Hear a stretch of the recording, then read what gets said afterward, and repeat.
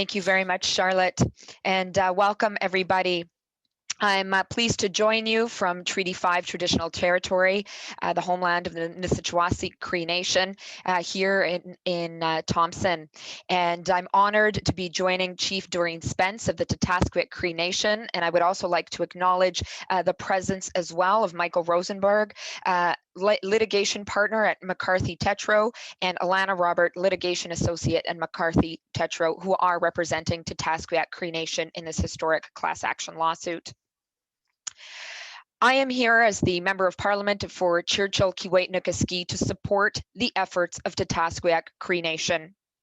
As Member of Parliament, I fully support these historic efforts that TCN is making. They are standing up for the need for clean water in their community. They are standing up for human rights in their community. And I want to stress how shameful it is that Canada, one of the wealthiest countries in the world, is not living up to its obligation to TCN and many First Nations. Canada's failure to provide clean drinking water to 58 First Nations is a national shame.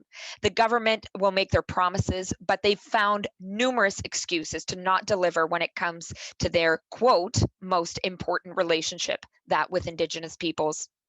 They've made many promises. The Prime Minister promised his government would eliminate all drinking water advisories by 2021. But they have not delivered.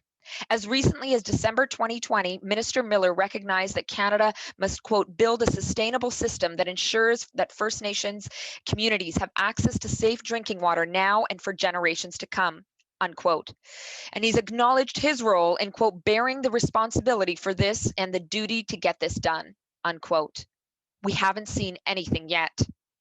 It's always the same thing with this government. They'll say the right things at the national level, but when it comes down to it, they don't deliver for communities. First Nations are fed up and they are taking action. In November 2019, Tataskweyak Cree Nation launched a class action lawsuit against the government over the government's failure to provide clean drinking water. They are still waiting. While the government continues to dither, Tataskweyak Cree Nation has been forced to escalate by sending a letter this week asking a UN rapporteur to intervene. As a Member of Parliament representing TCN, I support their call. We've also sent letters to special rapporteurs indicating this. I've notified the Prime Minister and Minister Miller and hope that they will finally act.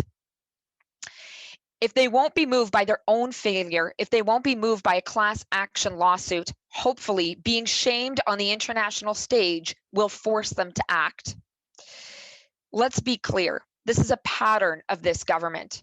They've been sued for a lack of funding for First Nations children in care over their failure to get clean drinking water. It begs the question, how many lawsuits will it take for the federal government to respect their human rights obligations to First Nations? The Liberal failure to deliver on this critical promise of clean drinking water is costing people their lives. The 2,300 people that live in TCN and Split Lake have gone nearly 4 years without access to clean drinking water. They rely on water being shipped in for drinking. The water in TCN is making people sick. Stomach illnesses are widespread in the community. Children are covered with intense skin rashes and sores from bathing in the treated tap water. Community members are increasingly falling sick from chronic illnesses. It's heart-wrenching. And no one can look at the images, and many of you will have received them by email, of what children and members of the community have had to endure. And yet, despite all of this, TCN goes above and beyond to fight for its people, including during this COVID crisis. When the government refused to recognize the problem of clean drinking water, TCN was forced to hire their own analysts who confirmed that the water supply contains cyanobacteria that produce harmful toxins. Unfortunately, Canada's water testing parameters don't even test for these harmful toxins that are found in TCN water. If Canada valued the human rights and dignity of the people of TCN, why would they let this stand? It's clear from Canada's actions that Canada expects TCN to put up with contaminated drinking water. This is shocking and unacceptable. No one in Canada should lack access to clean drinking water. No one in Canada should absolve the government of their failure. TCN has been a partner to Canada, but Canada is not a partner to TCN. It's time for that to change. Before I hand it off to Chief Spence to speak to the reality of her community, I did want to share some of those images here on screen so you have a sense of what little ones in the community have had to put up with untreated water. Shocking images in a country as wealthy as ours. This is what TCN is fighting for. This is what we're standing up for here today. Chief Doreen Spence, would you be able to take the floor?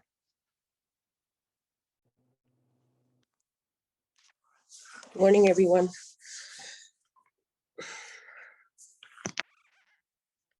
I just wanted to acknowledge that this story regarding our water quality has to be shared. We've been waiting for many years already to have clean drinking water. My community has a population of 2,300 people on reserve, and we've been under a drinking water advisory for 4 years. And dealing with this pandemic too has only made the water crisis worse. We have bottled water brought in weekly, and that still isn't enough. We have people, the fire department, hauling water for us, and -50 below weather.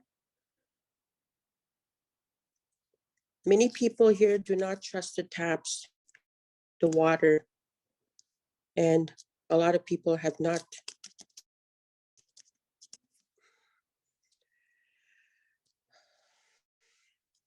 I just wanted to mention too that our water source in Split Lake, is deteriorating, and it has been over the last couple of years. There's always that mistrust of the water here in the community.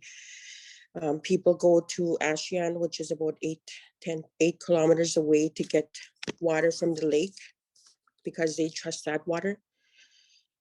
Many of our homes we get water delivery through a truck. And even that, I don't think is adequate. Not enough water is supplied to homes, and people run out daily, and they have to use that water to shower, do their laundry. And when I want to talk about the children that are affected by the water as well, not just children, but adults as well. I know for a fact that both of my daughters are affected by the water. They have rashes on their body, and that causes them to feel embarrassed about their skin.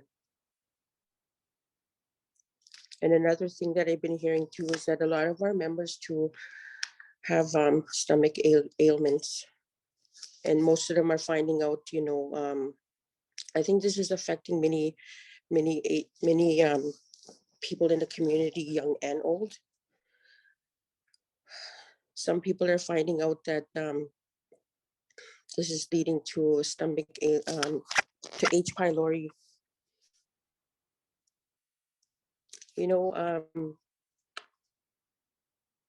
I'm really glad that this story is being shared at this time, because it's time that First Nations speak up, because to me this is like systematic racism on our part. The federal government is ignoring us and our issues. We also had a feasibility done for a new water source. It was completed, and right now it's just basically sitting there.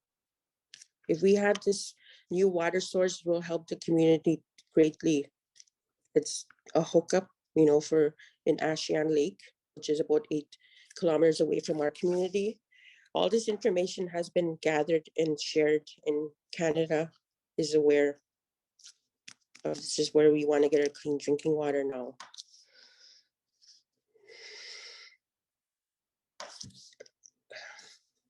TCN has, like, we've informed Canada and ISC for so many years already about our drinking water.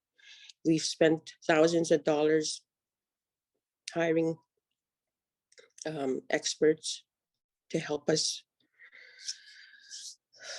and we we believe that this is very important, and we just have to. This is basically for our youth, for our children. The water quality is not getting any better here in the community, and our why we're pursuing this is that these children in the next couple of years or in the future have adequate drinking water. And Canada's inaction has left TCN no choice to bring this to the United Nations. Our children, our members are still getting sick from the water. And I feel that, it's Canada's responsibility and duty to provide to all First Nations. And clean drinking water is one of them.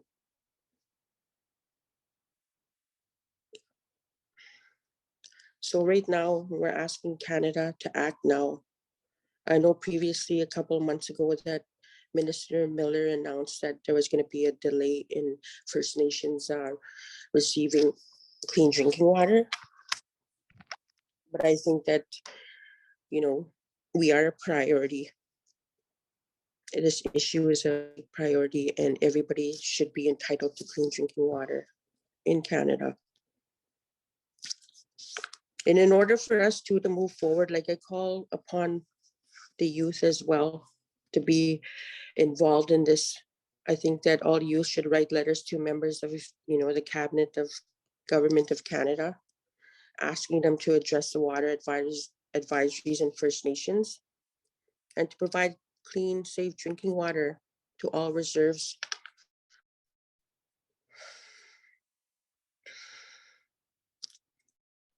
And I also wanted to share this message to all other First Nations currently under a boil watery advisory. I urge you guys to join this class action against Canada. I know that many First Nations fear repercussions from Canada if they join the class action, since Canada continues to exercise control over First Nations. Canada should provide First Nations with reassurance that they will not be prejudiced by Canada for standing up for their human rights and joining this class action. First Nations need the water issues on reserves to be addressed. We can no longer sit back and ignore this issue, because we all know that water is life, right?